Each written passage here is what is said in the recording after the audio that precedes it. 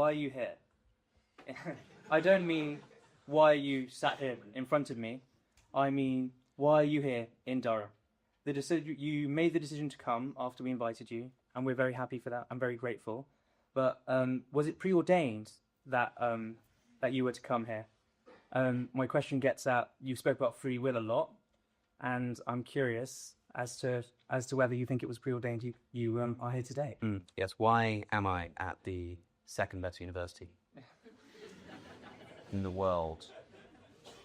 No, I will not elaborate. I don't believe in free will. Although, as I keep saying to people as of late, I am agnostic about most things. Not because I don't have a view. Like, I'm pretty convinced that free will doesn't make sense as a concept. But just because I think it's so easy to be catastrophically wrong in so many ways that I'm just constantly aware that, like, this I could have missed something crucial at the basis of this thought, right? Free will, at least the kind of free will that I'm talking about, is like agency of your actions, your ability to control what you do. If you rewound the clock, you could have done something else. You could have worn a different shirt today. You could have not come to this talk, something like that. I don't think that exists. That conversation is tied up intimately with the question of determinism. Is everything preordained? But that's not the same question, I think. Like, there could be a universe that is not predetermined, and yet you don't have control over your actions. You know, like a tree does not have control over the way in which it sways.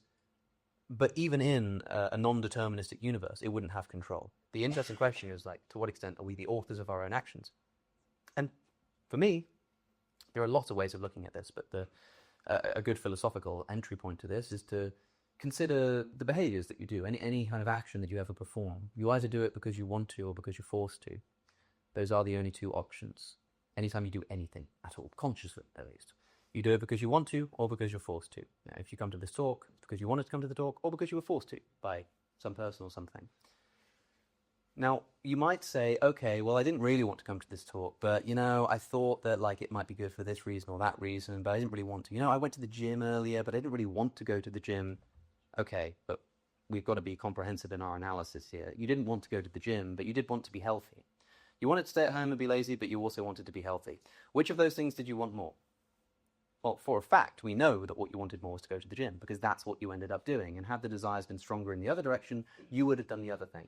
So when you've got a choice in front of you and you're trying to figure out which one you want more, you don't so much decide which one you want more, as you just find out. I mean, like, presumably most of you right now would prefer, if I gave you the option between having a strawberry milkshake and slapping your mother in the face, you would prefer to have a strawberry milkshake. And crudely speaking, I would ask you to try to want the other one. Try to make the other one more desirable. Not the same thing as choosing to do it. Choose to make it more desirable. You can't just do that. You can't control your desires in that way. It's like, okay, well, I could force myself to go and think about my mother in the worst possible terms and, like, try to compel myself to, and yeah, you could sort of control your wants that way. But you'd have to want to do that in order to do that. And you wouldn't be able to control how much you wanted to do that. In other words, you just push the problem back. So I think you only ever do anything because you want to or because you're forced to. There's a balance of essentially desires. Conscious action